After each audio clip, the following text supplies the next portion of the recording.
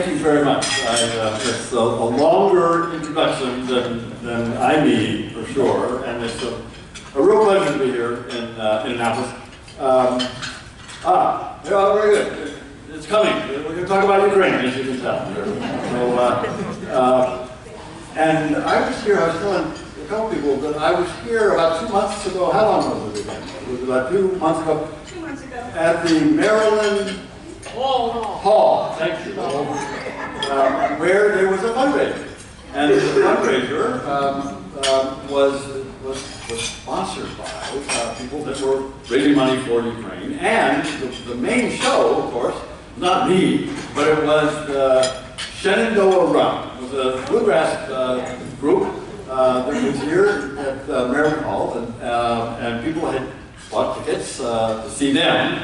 But they asked me to come give an introduction, and so I've been here. And when I was in the military academy, I visited Annapolis a couple of times, and as I've said, there are a couple of Navy grads here I know, and there are a couple of military academy graduates here I know. I talked to you as well, and I said, you know, we're all on the same team. We're all fighting for the same thing. We're fighting for the same ideals and for our country, except for one day a year. One day a year, we're on different sides.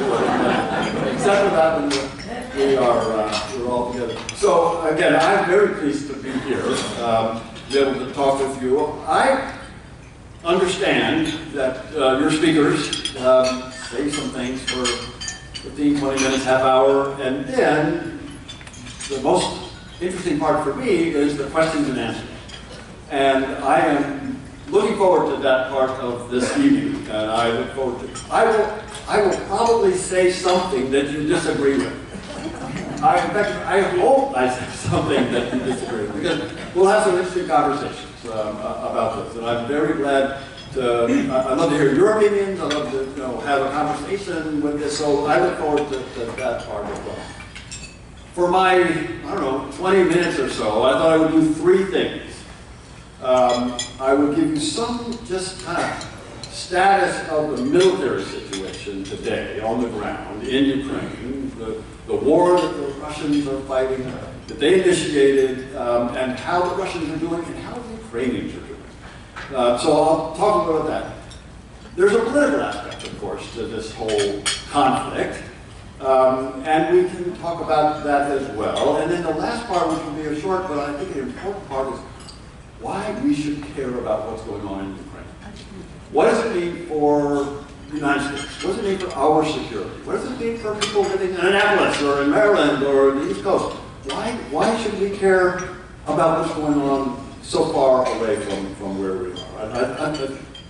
I'm convinced there's a very good answer to that, but I would love to lay it out for you and get your sense of that. So, the military side. And thank you very much for putting this up. So, the Institute for the Study of War. So, Phil mentioned that I now work at the United States Institute of Peace. And yet, I use this Institute for the Study of War, ISW, every day. Every day. They do a great job of updating this map. There are people in this room who know a lot about Ukraine. But there's some people I suspect that don't know a lot about Ukraine. And so let me try to strike a balance between that. And so but here we are. Capital of Ukraine, Kyiv, right smack in the middle. And that was the initial objective of President Putin when he invaded Ukraine on the 24th of February this year. We should remember, this was not the beginning of the war. The war really began in 2014. So Russia invaded Ukraine in 2014, and they invaded Crimea. And Crimea is this peninsula, the southern part of Ukraine, that's outlined in black and it's cross-hatched in red. And the Russians invaded in 2014. First, the Russians denied that it was even Putin. Said, no, this is not us. I don't know who these people are. They had military, they were in military uniform. They were in green uniform, no insignia, no patches. So the Ukrainians knew them as little green men. And finally, about a month later, Putin acknowledged, yep, they're Ukraine. They're Russian in Ukraine. And that didn't stop him, because that invasion in 2014, which is the beginning of the was the first time since World War II that one nation had invaded another nation in Europe to change the borders. Hadn't happened since the Nazis invaded in the beginning of World War II. And that's what President Putin did in 2014. He first invaded Crimea, and then the other black outlying part of Ukraine, again, that's all Ukraine there, is now known as Donbass, and that is two oblasts called Donetsk and Luhansk, and Putin invaded that as well. So in 2014, he occupied Crimea and Donbass, and there was an attempt by the Europeans to negotiate. The Ukrainians didn't fight back at that time, in 2014. The reason they didn't fight back is that their president, Ukrainian president in 2014, elected in 2010, was pretty pro-Russian. And this is actually an important point. Bill mentioned that I was the ambassador there twice. I was there in 2006, 2009. 2006, 2009, before the invasion started in 2014, there was a real debate in Ukraine. Ukraine's been a democracy, a raucous democracy, an imperfect democracy, as are we, let's just be clear. But they had a real democratic debate about which direction Ukraine should go. Whether it should go toward Russia, or whether it should go toward Europe. And that was a legitimate debate. It was not controversial. The debate itself was not. There was big controversy as to some Ukrainians who really thought that they should be part of Europe, and some Ukrainians who really thought they should model themselves after Russia. But it was not, that changed in 2014. That debate changed in 2014 when the Russians invaded. And those Ukrainians who had been saying, it's probably okay if we align with Russians, way down. Way down. The number of people in Ukraine who were advocating to move toward Russia after 2014 went way down. In February of this year, when the Russians invaded all around, everybody will remember, I hope, reading the newspapers last fall, last winter, and into the early spring, into February, that Russian troops were all around the three borders of Ukraine. North, east, south, and even there's some Russians in Moldova, in the southwestern part on the southwestern border. And the Russians, when they invaded, that consolidated Ukraine like they'd never been united before. That invasion eliminated this debate, just totally eliminated this debate among Ukrainians about whether or not to go towards Russia or whether to go towards Europe. It is now 95%, when you do the poll, 95% of Ukrainians want to go towards Europe. And we'll come back to this on the political side. But that gets to the war started in 2014 when they invaded Crimea, and then Donetsk. And then in 2022, in February 24th, from all around the borders, President Putin tried to come down. There's a river, actually it doesn't show on this map here. There's a river that goes all the way through Ukraine, goes down towards Kyiv. Kyiv is on both sides of the Dnieper River. And President Putin thought that he could drive down that river, both sides he wanted to come down, and he thought he could take over the capital, Kyiv, and do something, get rid of, somehow, the president of Ukraine. President of Ukraine is a man named Vladimir Zelensky. You've heard of this. And President Putin thought that he would fall.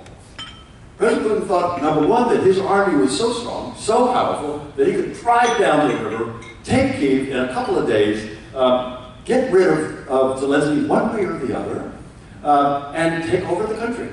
which is what he wanted to do. It's what he's been after all along. He's been to dominate, absorb Ukraine, and if he couldn't do that, to wipe it out. And we can go back to that too. He has said as much. President Putin has said as much. That's his goal. He doesn't want there to be a Ukraine.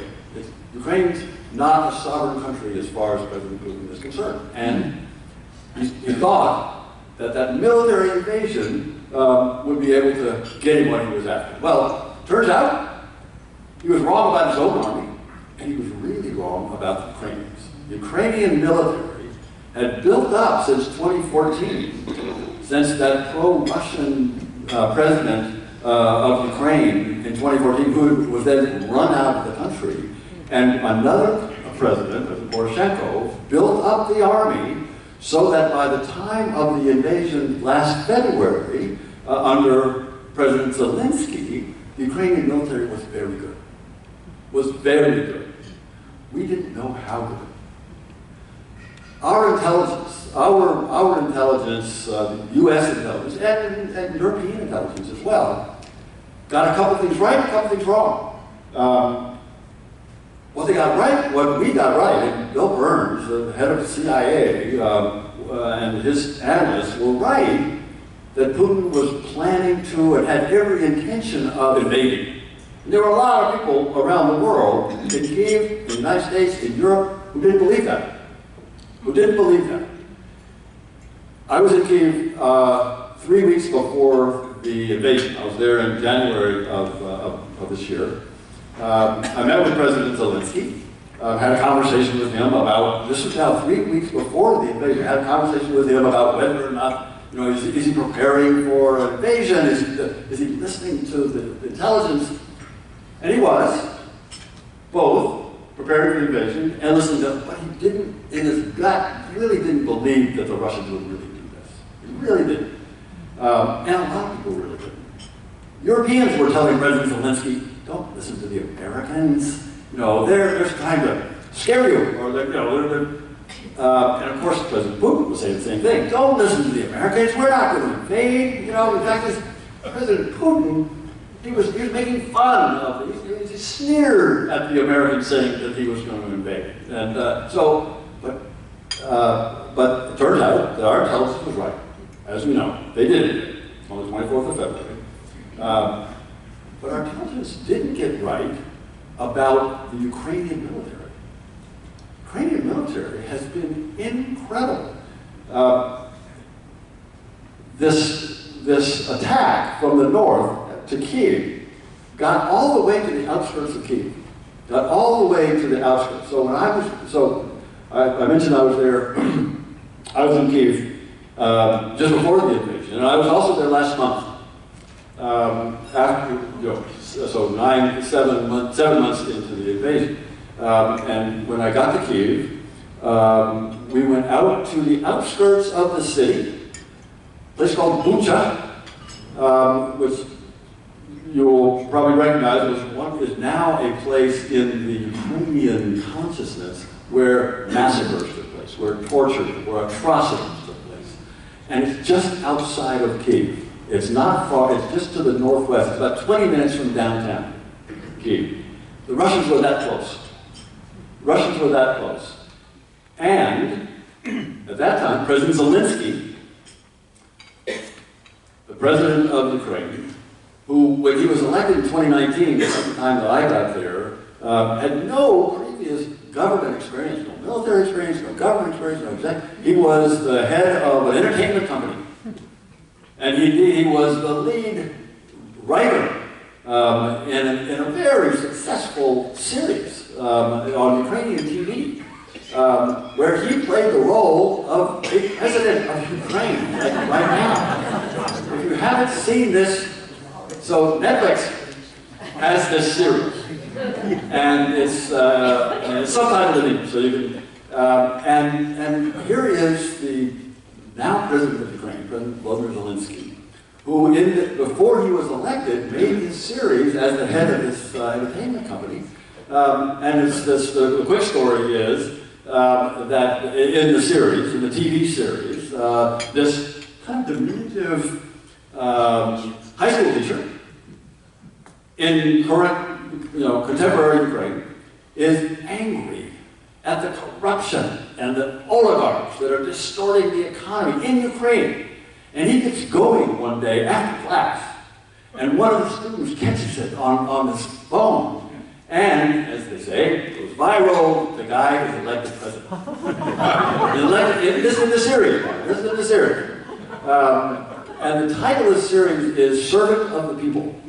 So fast forward, there's an election in 2019, and Volodymyr Zelensky is one of the candidates. In fact, there's 2 rounds. In the first round, there are 39 candidates. They just narrowed down to 2 candidates. The 2 candidates are Volodymyr Zelensky, no previous government experience, actor, comedian, against the sitting president of Ukraine, named Petro Poroshenko, who had done some good things, done some bad things, so he was controversial. But President Zelensky, Volodymyr Zelensky, in that election in 2019, landslide. 73% of the vote in a free and fair election. I mean, this is not, this is not like some of these other elections where you get 90. No, this is a free and fair election. So he takes over, no experience. He runs on 2 planks. One is to end the war, but it was 2019, so the war is already 5 years old. Zelensky says, I'm going to end the war, I'm going to end it on our terms, and I am going to go talk to President Putin about this, and we're going to work it out. That's the enthusiasm that he brought to this job. And some would say enthusiasm, some would say naivete, some would say, idealism. But that's what he wanted. The second thing he wanted to do, that he ran on, was clean up corruption, just like in Servants of the People, just like in the series, he was going to clean up corruption. So, as it always happens with very popular leaders, they have to make hard decisions, and their popularity goes down. So when I saw him in January of this year, just 3 weeks before the election, his popularity had gone from 73% where he was elected down to in the 30s, down in the 30s. And then the Russians invaded. And the Russians unified the country like it's never been unified before. The opposition to President Zelensky fell in behind him. He rallied Ukrainians. He inspired the military. And they fought off the Russians. They were just outside of Kyiv in the first month. And there was a real threat to President Zelensky, There were hit squads, we know, Russian hit squads in Kyiv looking to find him. And the Americans and some of his own staff came to President Zelensky and said, Mr. President, we need you to lead this country. We need you to be safe. And you're under threat. There are Russians in this city who are after you. So we can help you get to another part of Ukraine, the southwestern part of Ukraine, Carpathian Mountains. It's much safer, it's farther away from the Russians and the military. And he famously said, and people have heard of this, but he said when people came to him and said, we can help you get out, he said, I need ammunition, not a ride. And that gathered that kind of response. That gathered that kind of response. It was the Ukrainian people saw this courage. And he said, listen, I'm not being courageous. He said, I'm afraid. He admitted, he said, I'm afraid of what might happen to me, but I can't leave the capital. He said, what would it look like if the soldiers who were defending, trying to push the Russians back, trying to keep the Russians out of the capital, what would it look like, he asked, if their president left the capital, then went somewhere else? So he stayed at some great risk to his own safety. So this was the kind of man that he stepped up to be. Former comedian, no experience, stepped up to be a wartime leader that has united the country, and it is now, he has the support of 92 to 95% of the Ukrainians. So that first battle for Kyiv took place there, and the Ukrainians use some of the weapons that we provided, you know, some of these shoulder-fired anti-tank weapons and some of these shoulder-fired anti-aircraft weapons, and push the Russians back. And this was, and people were just amazed that that happened. And so the Russians then, defeated in Kiev, but not defeated overall, they took their forces around to the east, and they tried to come this way. They tried to come from Donbass, that I mentioned. And that was a grind. That part of the military operation in the spring was an artillery battle back and forth. It was horrible on both sides. Russian soldiers died, Ukrainian soldiers died. It was really grim. In the late summer, we started to hear stories coming from the Ukrainians that there was going to be a counter-offensive. At this time, in red now, the Russians had gone from Donetsk, the black part in shaded, and Crimea, and they had taken the red areas of Ukraine, which is about 20% of the country. 80% of the country is not occupied, but 20% was, and there were these stories that started to come out that there was going to be a counteroffensive, that the Ukrainian military was going to mount an offensive to try to push the Russians back. And the rumors were that it was going to take place down here in the south. I don't know if you can see, but there's a town called Kherson in the south. And the Russians actually heard this as well, and the Russians redeployed some of their soldiers, some of their units from the east down to defend against this assumed counterattack, which started, but then what the Ukrainians did was they counterattacked in the north, and this blue area here. So the Ukrainians have taken back that blue area, a significant amount. Well, they pushed this all the way back. So that counteroffensive, feinting to the south, and then the main counteroffensive in the north had great success. So we will, military historians, there are probably a couple of military historians in this room, military historians over the next 10 years will analyze this campaign. I am convinced they will analyze this campaign. That's where we are now. That's kind of the military side. The political side is an interesting question because we talked about this actually on our table. How does this end? How does this end? There are many people who are counseling, many people in the United States, and a lot of people in Europe, not so many in Ukraine, who are arguing that they should just sit down, that the Russians and Ukrainians should just sit down, negotiate, call a ceasefire, try to work something out. You know, some of the people who present these ideas, who are proposing this kind of ceasefire, they say, yeah, it would in fact freeze in place where the Russians are. The Russians would stay in this red part of where they are right now, occupying 20% of Ukraine. But they say at least it would stop this war. Ukrainians won't have it.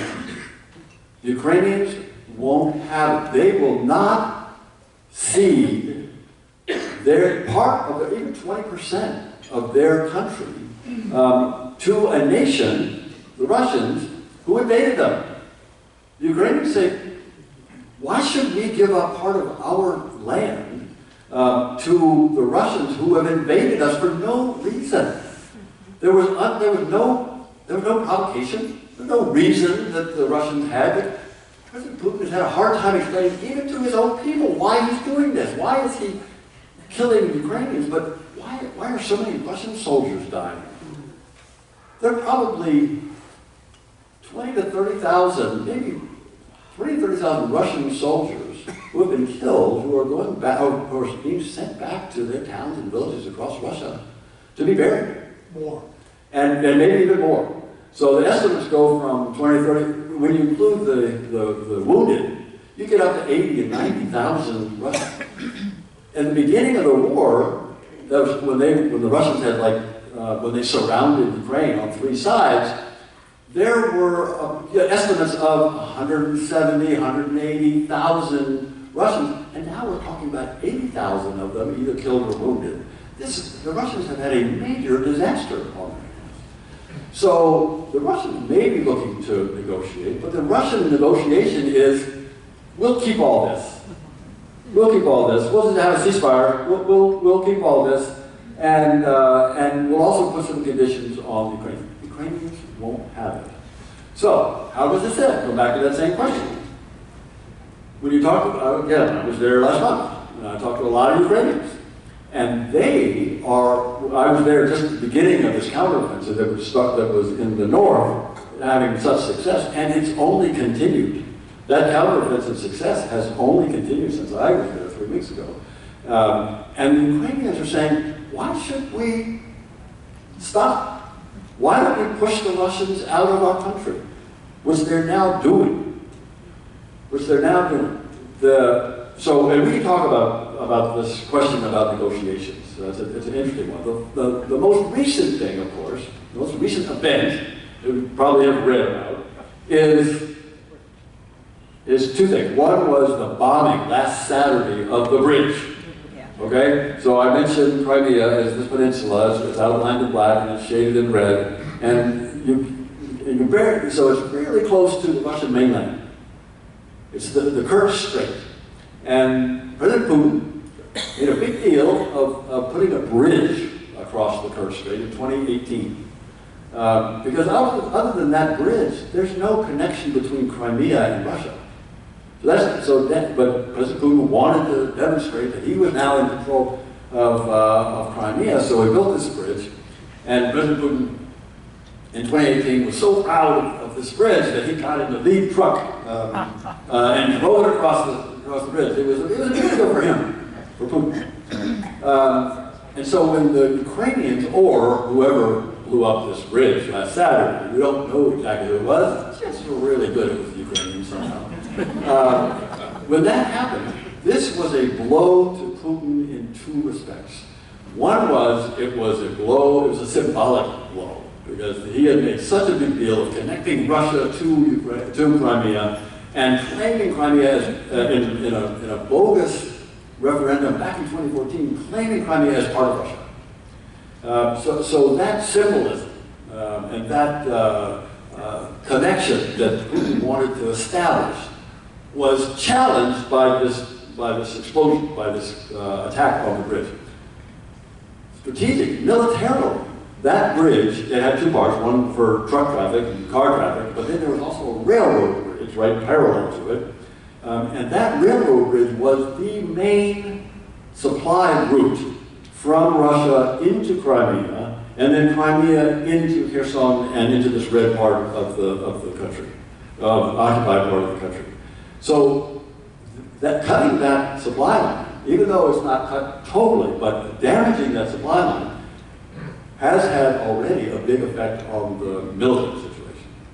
So, and what has President Putin, again on the politics, he's got a hard time. President Putin is in a bind. He's in a bind. He's got some very strong nationalists on his right flank.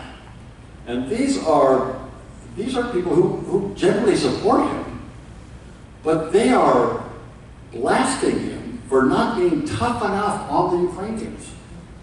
So these kind of military bloggers, they're called, these nationalists, are pushing President Putin to do some things, and when the apparently Ukrainians blew up that bridge, that was it for these mill bloggers, the right-wing folks, saying, President Putin, you need to do something. And the only thing he can do is lob missiles into Ukraine, which he's been doing for the past 2 days. Lob missiles into Ukrainian cities. Lob missiles into Ukraine's civilian populated areas. Lob missiles into playgrounds. Lob missiles into apartment buildings. Lob missiles into hospitals. We know that over the past 8 months, the Russians have gone after hospitals and after areas where children were clearly labeled.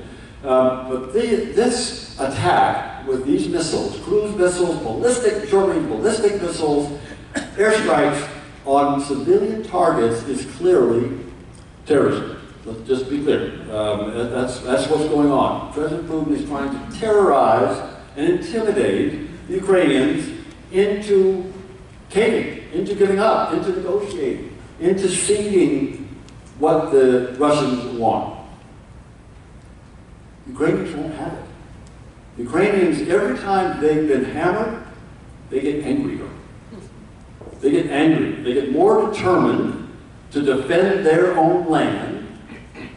They don't care what President Putin wants or does or says. They don't care. You may have heard that there were some attempts to annex parts of where he's occupied, where President Putin occupies. And he had these referenda in these 4 oblasts. And he announced the results of these referenda, which were done at the point of a gun. You know, you were forced to vote. If you didn't get the right answer, you were in trouble, which is the same thing he had done 8 years ago in Crimea. At the point of a gun, he had these referenda, and he said they got 98% of the people in these 4 places who really wanted to be part of Russia, which is ludicrous. It was just ludicrous. But he was saying that that's now part of Russia. We're going to defend it.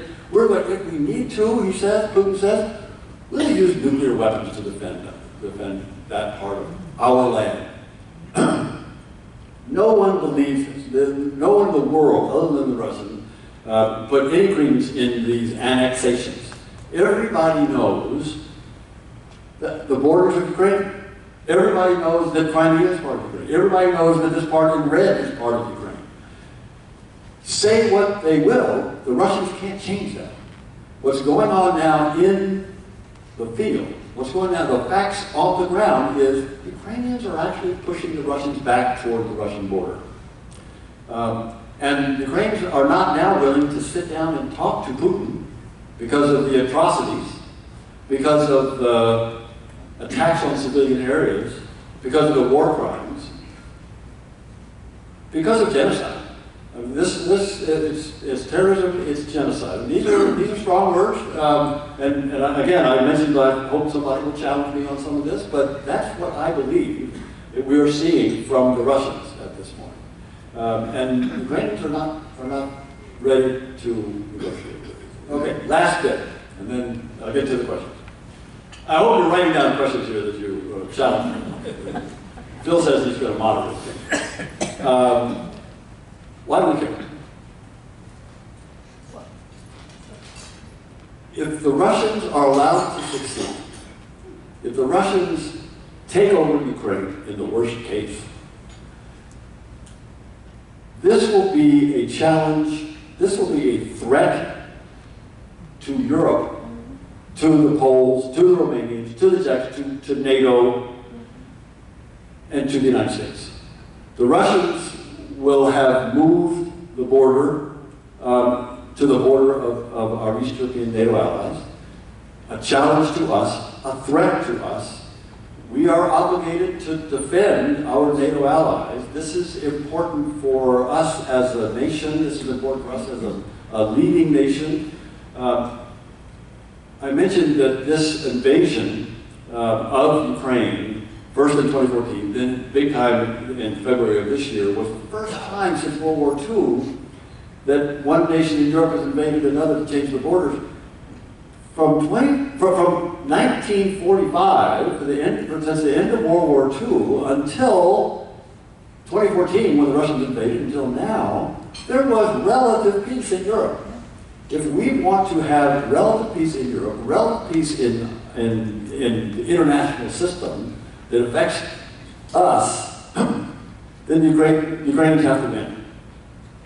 The Ukrainians have to win. The Ukrainians have to push the Russians out of their land in order to reestablish those rules. We lived by rules from 1945 until 2014, and even the Soviets, and for a while the Russians lived by these rules. And the rules were, nations are sovereign. Doesn't matter if you're a big nation or a small nation, you're a sovereign nation. You get to choose your own leaders, you get to choose your own alliances. And President Putin said, no. Some nations are more sovereign than others. We, the Russians, he says, get a sphere of influence where we get to tell small nations on our borders, or maybe farther away, what to do, and how to live, and who to trade with, and who to associate politically with. And that's a threat to us. That's a threat to what the things that we believe in, which are, yes, sovereignty, but also freedom, also independence. And that's what the Ukrainians are fighting for. They're fighting for their freedom, their independence. If they lose this war, if the Ukrainians lose this war, there won't be a Ukraine. President Putin said he wants to wipe Ukraine and Ukraine-ness off the map. So if Ukrainians lose, then the Russians will be a big threat. We need to support the Ukrainians because they're fighting for principles that we believe in and our security. So I think that that is important for us. There's another angle. There are two other angles that I'll end with, Bill. And that is these war crimes, which are examined, investigated, reported on. UN just today reported again on what they found around Bucha and Izium and Lima. When the Russians were pushed back out, the evidence of their atrocities is clearer and clearer. I was in Bucha, where there were 440 corpses in graves, in mass graves. They found about the same number in Izium, more in Liman. These atrocities, these war crimes, if they are to be accounted for, if the people who perpetrated these crimes are to be held to account, the Ukrainians have to win. The Russians, we're not going to hold the Russians accountable if they win. That's clear. That's just the way it works. And in order, if there is some moral reason that we need the Ukrainians to win, that's it. In order to ensure that that kind of atrocity, that kind of war crime, that kind of genocide, which we thought would never happen again, needs to be stopped. Needs to be stopped. Last thing is, in this room, again, we've got military people, mostly Navy, but some Army. And Americans support our troops. We support the sailors and the soldiers and the Marines and the airmen. We support the troops. They're on the front lines for us. They're trained close by here, and they're on the front line, and we support them. The Ukrainians are on the front line for us too.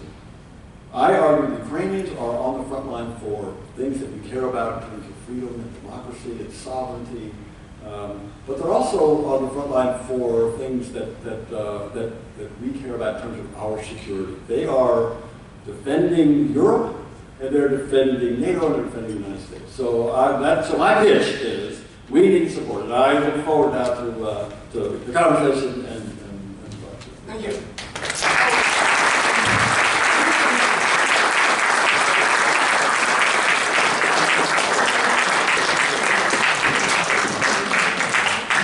Okay, the pen is circulating around. Raise your questions in the air, and you will come and pick them up. And Ambassador, you have really given us an inspired speech. I think we all feel wiser and deeper about this problem. You've also given us a kind of a ringside view of what's going on, taking advantage of your situation. I'd like to kick things off by saying, asking if we are responding with, of course, strong military support, but we are also floating sanctions on Russia. What is, in your estimate, how effective are these sanctions against Russia in your estimation? So in 2014, when the Russians first invaded Crimea and then Donbass, we put on some sanctions. And we tried to get the Europeans to go along with us. Europeans hesitated to go along with the same kind of sanctions that we had put on. That is, we were not going to allow investment in certain parts of the Russian economy, like the weapon, like the defense sector, like the finance sector, like the energy sector. And we tried to get the Europeans to go along with this because if it's just the Americans putting on sanctions, it's not as effective as it would be if the international community more broadly did. So the Ukrainians were totally with us on this. The Europeans came along, and only after, you may remember, that the Russians in occupied Donetsk shot down a civilian airliner that was flying from the Netherlands to Malaysia. Malaysian Airlines. 298, mostly Europeans on that night. Europeans were finally jolted into putting on sanctions. The sanctions have ramped up in 2014. Since 2014. If we put them on in 2014, they have ramped up till now, 2022, to a high level. So if the sanctions, if we're on a scale of 1 to 10, Phil, to answer your question about sanctions, the sanctions we put on in 2014 were about a 2. The sanctions that we've actually had on Iran for a long time, about an 8. The sanctions that we now have on Russia is about a 9. It's very, very, and there are a couple of big ones. The big one, there are two big sanctions that are having an effect. One is we have frozen central bank reserves, Russian central bank reserves. So President Putin, one of his many blunders, one of the many miscalculations, thought that he could go into this war in a strong position. He thought his military was strong. I already mentioned that. Turns out they were not so strong. He thought that the Ukrainians would not be very strong. Turns out he was wrong about that. He thought he could withstand sanctions. President Biden called President Putin in December. They had earlier meetings earlier last year, but in December last year, come up on a year ago, President Biden called President Putin and said, if you invade Ukraine, we are going to put sanctions on you like you've never seen before, which was true. And President Biden laid out to President Putin what these sanctions would be. President Putin thought he could weather those sanctions because he had $600 billion of reserves, foreign currency reserves, in his central bank. $600 billion. So he said, I can withstand these sanctions. Well, he made a mistake. $300 billion of that $600 billion were in G7 banks, were in banks in Japan, in Switzerland, in Belgium, in the United States, in France. So half of those reserves were in banks that he now controls. So those banks have, at the direction of the government, frozen $300 billion of these Russian bank reserves. So we've never done that before. That's why the sanctions are about a 9, even more than we did that with the Iranians. The second thing we did is we cut off the banking sector from this interbank communications called SWIFT. And the SWIFT system allows banks to talk to each other and transfer money back and forth and facilitates borrowing. And when a bank is cut off from SWIFT, it's cut off from the international system. It's a major sanction.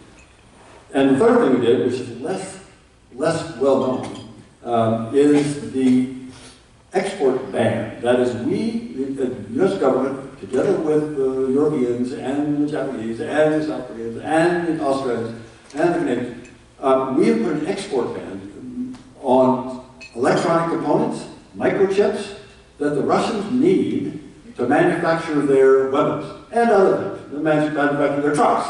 But they need microchips for their weapons, and we've cut them off from that. Now, it's not leak-proof, so the Russians can probably buy on the black market, but they can't get many, and they don't get enough for them to be able to. So those sanctions, Phil, are effective. They weren't effective at deterring an invasion. I mean, President Biden laid these out to President Putin in December, and President Putin didn't take it seriously. And so the sanctions did not stop him from invading, as we know. So it didn't deter him. But those sanctions are having a real effect on the Russian economy and the Russian military capabilities. They're not able to replace these things. So sanctions are having an effect on the economy. That's good, though. Good to hear. So the ambassador has asked, if I ask your question, if you just raise your hand, so he can know which of you is asking the questions. Answer you. So he can answer you personally. So you can do that if you're comfortable. Don't worry about it if you're not. Some issues about nuclear tactical use of tactical nuclear weapons. So one of our members has asked, what are the plans for aviation upgrades in Ukraine, and what do we do? I think this is the one. If Putin uses nuclear bomb to wipe out a Ukrainian city or an army, what are our likely responses to such an act? Good. Again, yes, sir. That was one of your questions. Okay, good. So I can answer you if I answer your question, but I'd like to know what it is. All right. So this is this question, this very question, and related, is being debated in Washington D.C. tonight, right now, and it has been for the past couple of months, and will be, I'm sure, for the next, because it's a very relevant question. Why is it relevant? President Putin has said, in my view, irresponsibly, that he's got nuclear weapons. He wants to remind us that we've forgotten that the Russians have nuclear weapons. And he said, I will use anything that I've got. I'll use any capability that I've got to defend Russian territory, including even this part that I've just annexed. And so, when a dictator or the head of a country that has nuclear weapons makes statements like that, makes, in my view, irresponsible statements, reckless statements, but when a person does that, you have to take it seriously. You can't dismiss it. You can't be sure that he's bluffing, even though he said, and I'm not bluffing. And oftentimes when people say they're not bluffing, you gotta worry, you gotta wonder. But he says no, and we have to assume that he might do something crazy like this. President Biden and Jake Sullivan, National Security Advisor, have made statements that they have plans. They have told senior Russians in some kind of a back channel, we're not really sure how this works, but Jake Sullivan has let it be known that he's communicated to his Russian counterparts that if they do use nuclear weapons in Ukraine, in whatever way, there are a lot of different ways they could use these weapons, if they do, there will be, in Jake Sullivan's words, catastrophic consequences. Catastrophic consequences. And this was reiterated. This wasn't just a quick response. No, this was a serious, well thought out response. And I'm sure that means that our Pentagon, our military, our national security establishment has plans on how to respond if the Russians should make a terrible mistake. I think that the chances that they will make this terrible mistake and use nuclear weapons are very low.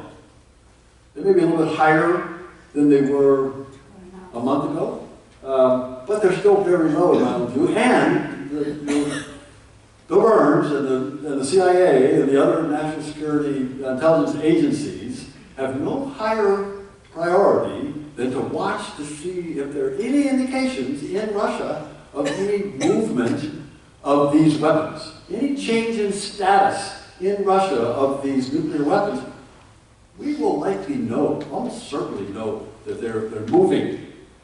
So far, and we hear, so far, no indication that there's any change in status. Even though President Putin said, I'm going to raise the status, he hasn't, at least that we've been able to see, and we have pretty good ways of watching that. So, I think it's low. It's, you can't dismiss it, you have to be ready. You want to deter it. You want to make it clear to President Putin that it's a bad idea, a terrible idea to use nuclear weapons for the first time since 1945. Militarily, I think there are probably people in this room who can talk better than I about the military aspects of using a nuclear weapon. They're not good. They're not great military weapons. You can't control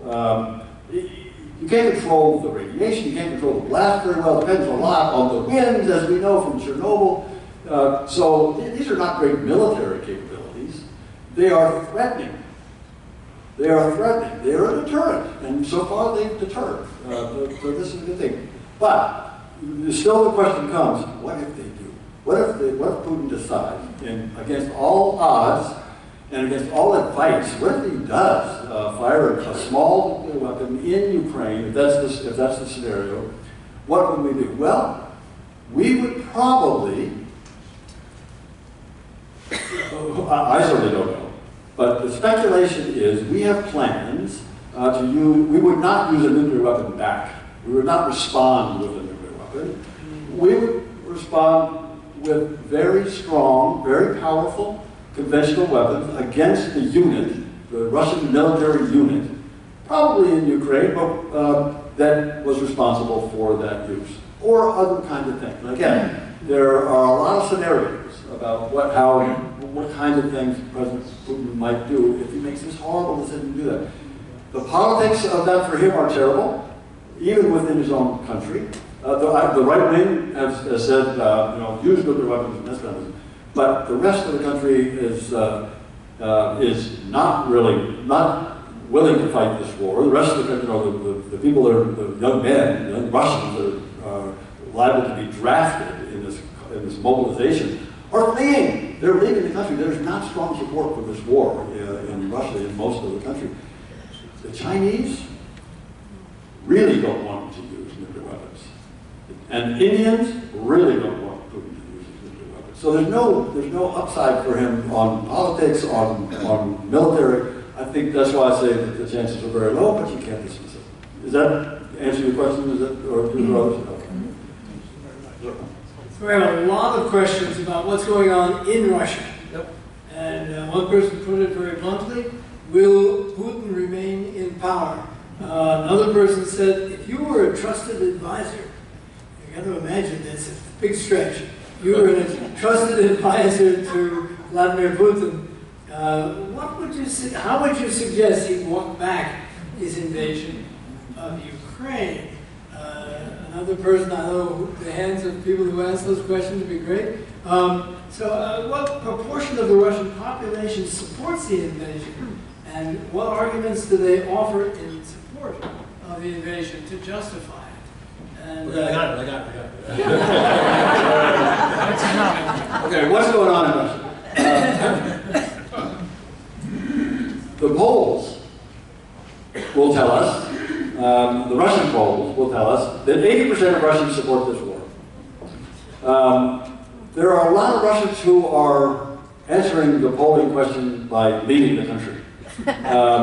So the young men, and some with families, some without, are leaving in droves. Some estimates are 400,000, some estimates are 1 million Russians are leaving the country. That's a lot. And that's just since this mobilization in 3 weeks ago. Before that, the Russian middle class, in particular in the IT sector, were leaving because they didn't see a future in the country. So I think the short answer to the question about what's really going on, we don't really know. The polls, now again, if you get a phone call from a polling agency and you're in Omsk, you're in Novosibirsk, and you say, do you support the president? Do you support President Putin and his war? Yeah, I do. So I'm not surprised you get 80%. If I were advising President Putin, I would say, Mr. President, you made a horrible decision. You blundered. You have damaged your country in a way that it's going to be generations. You have created on your border a nation, Ukraine, that used to be willing to live side by side with you, trade with you, deal with you, you've created a hostile nation that hates you. It's not too strong. It is blood hate. It is, the Ukrainians are enraged. And frankly, they blame Russians so Mr. President, I would say, you've got to find a way out. You have to find a way out. The Americans are not going to find a way out for you. Ukrainians are not even going to deal with you. You have to find a way out. Now, one way he could, the only way the Ukrainians are going to stop fighting is when they push the Russians out of the country. When they push the Russians back into Russia, Ukraine will be satisfied, and at that point, they may have a negotiation, they may have a discussion. At that point, the United States and other nations may be willing to have a conversation with you, Mr. President, if I'm still advising you. And you might be able to get some benefits from that. You may be able to get something that you can tell the Russian people that you got for all of this destruction. And what you might be able to get, Mr. President, is you might be able to get a commitment from the Americans and from NATO that they won't put nuclear weapons in Ukraine. And you can say to the Russian people, I got the Americans to tell me that they would never put nuclear weapons in Ukraine. And so what I really wanted, what I always wanted, was I wanted to reduce the threat from Ukraine. And I've done that, he could say. Or he could say, you know, we could have a conversation, we could have a conversation about how close our bombers fly to the Russian border. And we could say, okay, the Americans could say to you, Mr. President, that they won't fly within 50 miles of your border. Now, they're going to ask, the Americans are going to ask you, Mr. President, to make the same commitment, that not to fly your Russian bombers within 50 miles of the NATO border. But you can get something for that. You can convince the Russian people that you made them more secure. You kept nuclear weapons out of Ukraine, you kept the American bombers 50 miles away from the borders. Now, would you be convinced? No. Would we be? No. We would know that he clearly lost. That Putin clearly lost. However, he can convince Russians and so that's what I would recommend him. That's why I'm not, he hadn't hired me to do this. And I wish you a long and healthy life. Okay, good question here. How will Ukraine ultimately reabsorb the citizens who have left, 6 million or so have left? How will they reabsorb them? Yeah, exactly. So there have been about 12 or 13 million Ukrainians who have been displaced from their homes. Some 6 or 7 million have gone into Europe, which, by the way, the Poles, right on the border there, the Poles have been amazing. So I mentioned that I was in Kyiv last month, and I went through Warsaw. Took an overnight train from Warsaw into Kyiv and then back, but I spent 2 days on the other side in Warsaw, in Poland. The Poles have taken in probably 3 million of those, couldn't be more, 3 million, at least 3 million Ukrainians. Mostly women and children, because most of the Ukrainian men are still there fighting. But 3 million new people in Poland, and there are no refugee camps. There are no refugee camps. Where are these 3 million Ukrainians? In Polish homes. They're in homes. They're in Polish schools. They're in Polish hospitals for healthcare. They're in Polish jobs for employment. The Poles have been amazing in their hospitality, in their opening their arms. So that's one great thing that, and others as well. I mean, the Romanians, even the Moldovans, the Slovaks, even the Hungarians have taken in a lot. Now, this gets to the question. Now the Ukrainians are starting to come back. At least they were until this last little spasm of missile attacks over the last 2 days. But up until then, as you can see, 80% of the country is not red, is not occupied. 80% of the country is not experiencing combat. The combat is in this red area and the blue area where the Ukrainians are pushing them back. But 80%, life is not going on as usual by any means, but they are able to the Ukrainians are able to come back, and in the areas that have been cleaned, have been cleansed of Russians, Chernihiv in the north and up to the northeast, Sumy, Kharkiv, they're moving back in, and they've already started reconstructing. So I mentioned that when I was there 3 weeks ago, I was on the outskirts of Kyiv, where the Russians had gotten into and had destroyed, and the Ukrainians are already rebuilding. They're cleaning up, they're repairing, they're moving back in. Ukrainians are incredibly resilient, so they will continue. However, this winter is going to be terrible. This winter is going to be terrible because so many apartment buildings, houses, hospitals, schools, power plants, water treatment, water distribution, electricity lines have been destroyed by Russian bombing.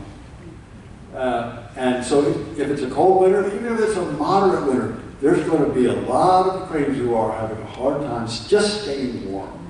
It's going to be very tough. Ukrainians are a resilient people, and they know how to organize themselves even without the government. They self-organize. So they are dealing with these, and they'll get through this, but it's going to be a tough one. Thank you. So a final question. What are your thoughts on how the coalition to support Ukraine will be holding together in spite of energy issues, economic pressures, this winter, possible U.S. election? Possible U.S. election. There will be an election, sorry. And what do you do about countries like India, countries like Saudi Arabia, who are either not doing anything or doing things against us? So on the first part of the question, I've already addressed it. This winter is going to be terrible, in particular for the Ukrainians. In the first instance, it's going to be terrible for the Ukrainians whose homes and apartments and power plants have been destroyed by the Russians. They're going to rebuild, and they'll go through this, but it's going to be very tough. But it will also be tough for the Europeans. The Russians are cutting them off from natural gas. The Russians are shutting down pipelines. They probably sabotage their own pipelines. The pipelines going beneath the sea from Russia to Germany have been bombed, have been sabotaged, probably by the Russians, in order to cut off the Europeans from gas. So natural gas is going to be scarce in Europe. That's going to cause problems for European economies. That's going to cause problems for European elections, and we've seen a couple elections already. So this will be a test of how Europeans stick with this support for Ukraine. It'll be a test. Europeans, I will give them credit. You know, we talked about sanctions earlier. Someone asked about sanctions. Europeans put on sanctions reluctantly at the beginning, but then they put them on, and they had their law required them to reauthorize those sanctions every 6 months. That's hard to do, and people thought, oh, the Europeans will never do that. Well, they did, and they've continued to support the Ukrainians even as they're going into this winter. This winter will be a test. There's no doubt this winter will be a test, and we'll see if the Europeans and the Americans, because you get this question. About the election. Yes, there'll be an election. I don't worry about the election in this context, that is, in the context of Ukraine support. Why? Because so far, and again, we can only speak for so far, the support for Ukraine, the opposition to what the Russians are doing in Ukraine, has been broad, bipartisan, and solid. Yes, I know. Someone's going to say, yeah, I know. There are some voices in parts of the Republican Party. There are actually some voices on the part of the Democratic Party as well, just to be clear, that are not supportive of Ukraine, or are asking questions and indicating they may not support this next package of support. However, so far in this Congress, there has been broad bipartisan support. Majority of Republicans, almost all the Democrats are in full support, and that I don't think will change, even with a new Congress in November. I don't think that'll change. It'll be a test. It'll be a test for us. It'll be hard to make the case. But so I'm from Virginia, and you know we had an election coming up, so we'll probably hear as well all these signs, right? All these signs are out on the medians and saying. The Democrats, of course, have blue signs. I'm so interested to see one of the candidates, one of the Democratic candidates, who had blue sign. top third of her signs are yellow. And they say, stand with Ukraine. So she's thinking, yes, she's thinking that this is a way to get support for her candidacy, to say that she's a strong supporter of Ukraine. Blue and yellow. Yeah, blue and yellow. So I'm also, so my daughter got married last August, this past August, and it was in New Hampshire. It was on top of the mountain, in the rural part of the state. And so we went back and forth from the hotel to the top of the mountain a couple times. There are a lot of blue and yellow Ukrainian flags in New Hampshire, in the rural New Hampshire. American flags and Ukrainian flags. That just says to me, we see it here, I'm sure you see it here in Annapolis. In Washington, there are these Ukrainian flags everywhere for a long time. I don't think it's basically the case. The Kennedy Center, at night, blue and yellow. That's all, so my sense, my conviction is that we're going to stick it out for the reasons that I talked about. We're going to continue to support them because they're fighting for us. And I think that message has gotten through. This has been wonderful. You really did.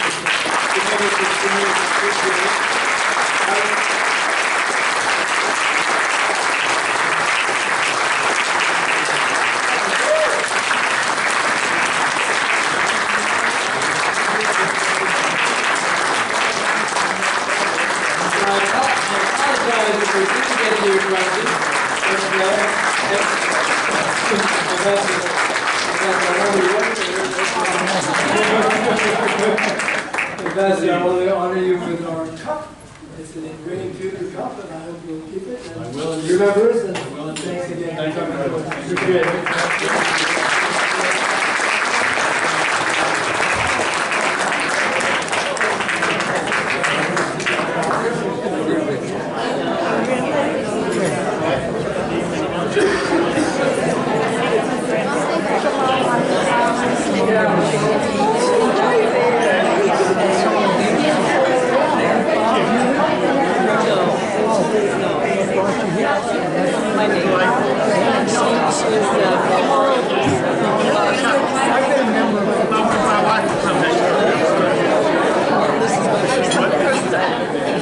This is my first time. Which is a good experience.